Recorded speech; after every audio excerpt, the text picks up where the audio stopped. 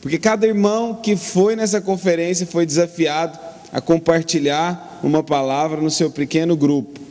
E o tema desse ano foi exatamente esse que eu vou falar aqui hoje: cada crente é um sacerdote. Pode deixar, por favor. E nós cremos nisso, irmãos. Nós cremos tanto que nesse ano, ao final de cada ministração, nós fizemos apelos para cura, para milagres, e nós levamos 3.000 líderes, e os líderes em treinamento ali estavam auxiliando eles nesses grupos, e esses líderes então eram desafiados a se reunir com todas as pessoas próximas deles, e numa palavra orar com aqueles que ainda não eram crentes para se converter. O maior evento evangelístico que nós já fizemos. Numa palavra, eles foram desafiados a orar por aqueles que estavam enfermos para serem curados. O maior evento de cura que nós já fizemos. E numa outra palavra, orar por aqueles que receberam um chamado da parte de Deus. E foi tremendo, e é exatamente sobre isso que eu quero compartilhar para os irmãos. Essa é a chamada da conferência desse ano. Você é nosso convidado, né? Ainda mais que Goiânia é aqui do lado, né? Assim, 15 minutos de carro, e aí bacana, dá para todo mundo ir tranquilo. Mas irmãos, nós estamos encerrando hoje, né, nosso seminário, e eu gostaria de compartilhar mais uma vez a respeito desse tema. Nós temos falado aqui desde o início que cada crente é um ministro. O ministro é um servo, é aquele que serve no mover de Deus. A palavra ministro eu sei que principalmente no Brasil, no português, que a palavra ministro é um título tão alto, né? Depois da presidente da república, os ministros são os homens de maior autoridade no país. Se o presidente e o vice-presidente se ausentarem do país, quem governa o país é o ministro-chefe da Casa Civil. E ministro parece uma palavra de poder, de ostentação, mas a palavra ministro é servo, é aquele que serve.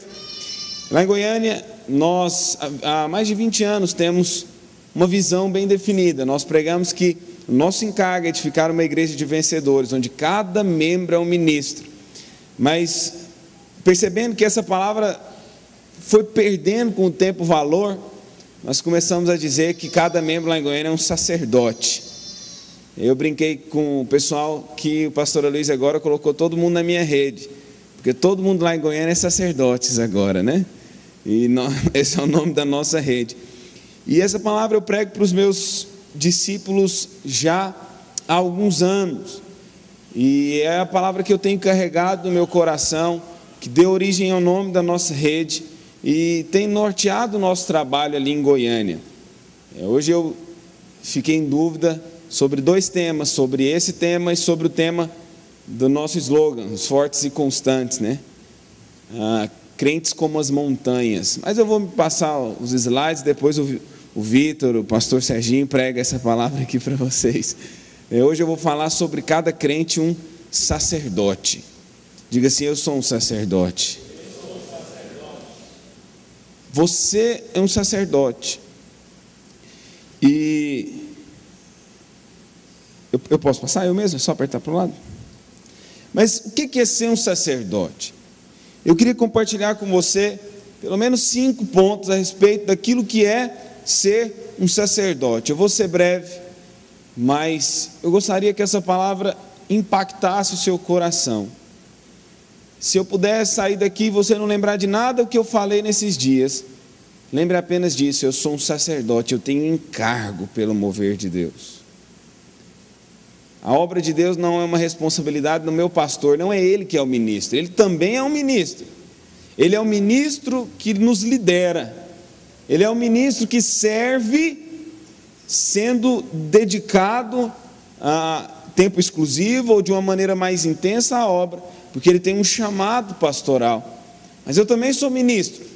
Eu sou um ministro vendendo, eu sou um ministro na medicina, eu sou um ministro como engenheiro, eu sou um ministro como estudante, eu sou um ministro, eu sou um sacerdote, né?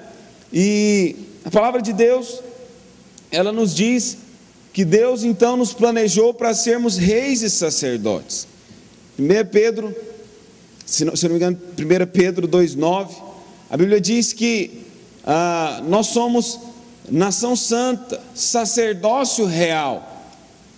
E poderia pregar uma palavra inteira também sobre ser rei, sobre termos a identidade dos reis. Interessante que Jesus, ele era rei e sacerdote, né, por direito. Jesus, ele era da tribo de Judá. A tribo de Judá era a tribo dos reis, é a tribo de Davi. E a Bíblia diz depois, lá no livro de Hebreus, que Jesus, ele é da linhagem de Melquisedeque. O sacerdócio de Jesus não é o sacerdócio levítico, mas é o sacerdócio por linhagem de Melquisedeque, porque Melquisedeque nada mais é do que uma manifestação de Cristo no Antigo Testamento. Não sei se os irmãos conhecem Melquisedeque aqui. Até tem um livro muito bom com esse nome, do Don Richardson, não sei se vocês conhecem, o Fator Melquisedeque. Conhece, pastor? Bom, né? Muito bom. E nós também somos sacerdotes. Quando a Bíblia diz que Jesus é o rei dos reis, ela não está querendo dizer que tem lá a rainha da Inglaterra, a rainha da Escócia, e aí mais não. Jesus, ele é o rei acima de todos os reis. É igual falar que ele é o médico dos médicos. Quando a Bíblia diz que Jesus é o rei dos reis, é porque nesse salão de reunião, nesse momento, existem vários reis assentados aqui, mas ele é o nosso rei, portanto ele é o rei dos reis. Mas a Bíblia diz que nós fomos chamados também para exercermos um sacerdócio. Mas se nós somos sacerdotes, entender a respeito do que os sacerdotes faziam e quem eram essas pessoas, eu penso que é fundamental para nós entendermos quem nós somos. Porque tudo o que existia no Antigo Testamento é uma sombra daquilo que nós vivemos hoje. É um símbolo apontando para Cristo e é um símbolo apontando para aquilo que nós vamos viver hoje. E aquilo que esses homens faziam no Antigo Testamento, nós também devemos praticar hoje. Hoje. Nós somos sacerdotes, nós somos ministros. Bom, primeira coisa, quem eram os sacerdotes? Os sacerdotes, no primeiro lugar, eles eram uma tribo que foi escolhida em Israel. Deus separou 12 tribos em Israel, os 12 filhos de Israel, de Jacó. Quantos se lembram disso aqui? Vamos lembrar um pouquinho aqui da Bíblia. E aí, a Bíblia diz que quando o povo de Israel chega em Canaã, e eles conseguem ali conquistar a terra, o Senhor então vai distribuir a terra entre eles, e Ele separa 12 lugares. Mas é bacana porque as que eram 12 tribos viram 13, porque José ganha uma porção dobrada, e os seus filhos se tornam como se fossem filhos de Jacó. Lembra qual eram os filhos de José? Os irmãos estão cheios da palavra aqui, hein? Estou nem conseguindo pegar vocês, véio. Muito sem graça isso. Efraim e Manassés. Senhor, peraí, são 12 porções de terra, mas são 13 filhos. E ele começa a distribuir, fulano, a terra sua é tal, fulano, de modo que o 12º recebe a sua terra, mas a tribo de Levi não recebeu terra nenhuma. E o Senhor e os levitas falam, Senhor, mas e aí, qual é a nossa terra? O Senhor fala, não, vocês não vão ter terra em Israel. A porção da herança de vocês sou eu. E Deus então chama e toma a tribo de Levi para serem seu povo exclusivo. Deus faz uma troca com Israel. Ao invés de Deus chamar os primogênitos, todos os primogênitos da nação, Deus substitui todos os primogênitos, selecionando uma tribo só e tomando essa tribo para Ele. Então, quando falarem que os ministros de louvor são os levitas, você fala, não, eu sou levita, porque eu sou sacerdote. Você sabe quem são os sacerdotes, irmãos? A tribo de Israel toda aponta para a igreja, mas os sacerdotes são uma parte da igreja. Sabe, a igreja é muito grande, a igreja tem inúmeros membros, mas muitas vezes o pastor convoca aqui para oração e não vem todos os membros. Quem que vem? Os sacerdotes. Muitos são os membros, mas na hora do trabalho, às vezes existe um pequeno grupo, e é esse grupo que carrega o mover de Deus, pois esse grupo são os sacerdotes. Todos são sacerdotes aqui na teoria, na posição, mas Deus nessa noite está te chamando para ser um sacerdote na prática, para exercer um sacerdócio no seu dia a dia. Bom, eu queria te falar algumas características dos sacerdotes. Primeiro, os sacerdotes eles não tinham porção nessa terra, Deuteronômio 18:1. Interessante é que o Senhor havia então prometido a terra a todos, mas a porção dos levitas era apenas do Senhor. Eles viviam totalmente debaixo da dependência de Deus. Sabe o que isso quer dizer, irmão? Os sacerdotes são aqueles que não são ligados a esse mundo, que vivem com os pés na terra, mas com o coração no céu, com a cabeça no céu. Colossenses disse: pensai nas coisas que são do alto, coloque os seus olhos ali. Se você ler as cartas de Paulo, você vê que Paulo, ele prosseguia para o alvo. Paulo vivia aqui nessa terra, mas olhava para o céu o tempo inteiro, de modo que todo sofrimento que Paulo passou, ele diz na sua carta aos Coríntios que é leve e momentânea tribulação, se for comparada à glória que há de vir. Pastor, a vida de Paulo foi muito sofrida, porque como é que Paulo deu conta disso? É porque Paulo estava de olho na coroa. Paulo vivia nessa terra como se não vivesse.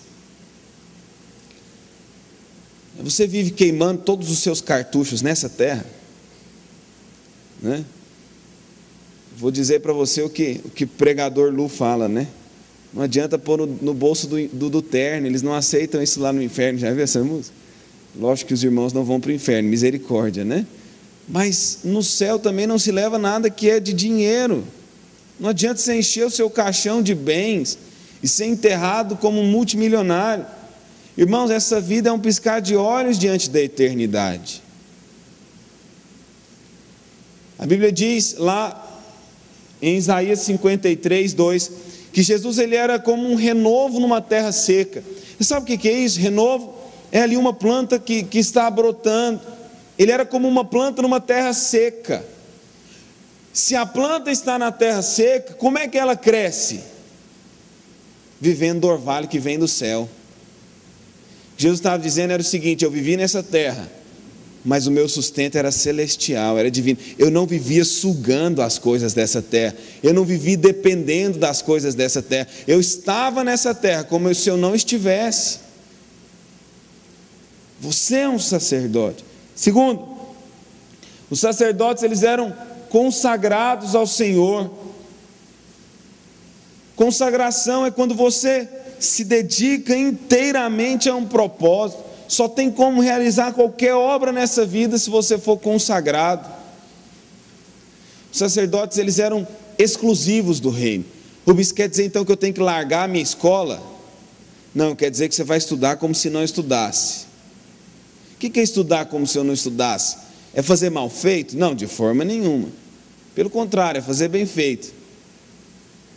Mas é fazer e enfrentar a escola como um ministério.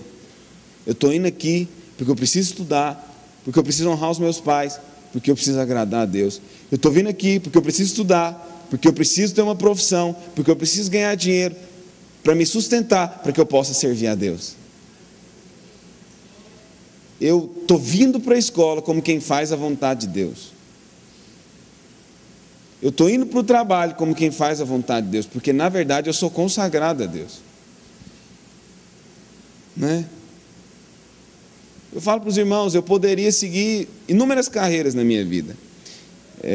Outro dia, eu estava conversando com o Rodrigo ontem, eu acho, e ele perguntando, se você desde pequeno, né, tinha convicção do ministério, eu entrei no seminário com 18 anos de idade. Por que então que você decidiu fazer faculdade? Você sabe, quando eu era novinho, eu decidi algo com Deus. Eu falei: Deus, do dia que eu for pastor, ninguém vai poder dizer para mim que eu fui pastor porque eu não dei nada na vida. Chega dessa raça de pastor. Eu sou pastor porque eu tenho um chamado. Nossos adolescentes lá, eles são muito engraçados. Irmãos, eu falo para você, lidere adolescente uma época da sua vida. É a coisa mais legal que tem. É muito divertido. E às vezes adolescentes chegam lá para a gente, né? Pastor, eu quero queimar a minha vida aos pés de Jesus. Eu quero queimar tudo que eu tenho. Eu vou largar tudo, eu vou queimar tudo na frente de Jesus. Eu falo: irmão, você vai largar o quê? Você não tem nada. Eu vou queimar os pés de Jesus. Você vai queimar o quê? Junta alguma coisa primeiro para você poder queimar, ué. Não é não? Passa num concurso, uma profissão para você poder falar: queimei os pés de Jesus. Adolescente é engraçado, não é não? Eu sou um holocausto. E eu fico achando uma graça. Mas nós somos aqueles que são consagrados. Terceiros, olha aí, a Bíblia diz que Paulo, ele diz: olha, para mim o morrer é Cristo, o viver é Cristo e o morrer é lucro. Por que eu prefiro viver? Paulo diz aqui, eu não vou ler com você, mas você pode ler. Paulo diz: olha, tem uma razão que me faz preferir continuar vivo: cuidar dos meus discípulos. Paulo está dizendo: olha, só vale a pena viver se for para discipular, se for para gerar filhos para Deus. Pastor, então quer dizer que nós vivemos nessa terra não é para louvar a Deus? Irmão, se Deus tivesse te feito para cantar para Ele, tem uns irmãos que falam isso, né? Pastor, meu chamado é cantar. Eu acredito que tem pessoas que vão exercer o ministério através da música, mas ninguém foi chamado para cantar. Não tem esse ministério na Bíblia. Você pode ser um profeta que canta, um evangelista que evangeliza através da música, mas cantar não é propósito de vida de ninguém, é meio, não é fim. Porque se Deus quisesse que você vivesse cantando, Ele tinha te feito um sabiá, não é não? Meu chamado é cantar. Irmão, você tinha nascido um periquito, muito mais legal. Não nasceu. Você foi chamado para gerar. E outra, irmãos, se nós vivêssemos para louvar a Deus, era muito melhor morrer. Lá no céu não tem essa carne que nos atrapalha de adorar a Deus. O propósito de você estar vivo hoje é gerar frutos para o reino de Deus, é gerar filhos, não é? Os sacerdotes, eles carregavam o povo no peito e nos ombros. Você pode conferir depois nas referências, Êxodo 28, 12 e 29.